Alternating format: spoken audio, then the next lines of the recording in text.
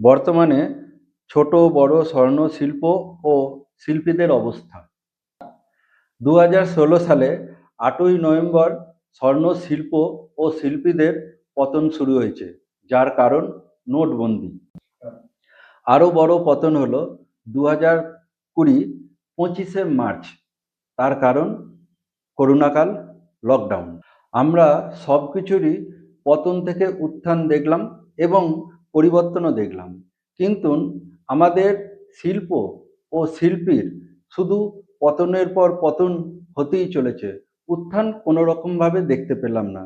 এর কারণ সোনার মূল্যবৃদ্ধি এবং দেশের বাইরে নানান রকম যুদ্ধের পরিস্থিতি। তাহলে কি স্বর্ণ শিল্প ও স্বর্ণশিল্পী আমাদের মধ্য থেকে হারিয়ে যেতে চলেছে? না, যেমন সমস্ত স্বর্ণ শিল্প ও শিল্পীদের সোনার কাজের চাহিদা কমেছে, তেমনি ব্রাস মেটাল ও সিলভার কাজের চাহিদা বেড়েছে। তাই সমস্ত স্বর্ণ শিল্প ও শিল্পীদের জানাবো, আপনারা সিলভার ও ব্রাস মেটালের কাজের সাথে যুক্ত হন।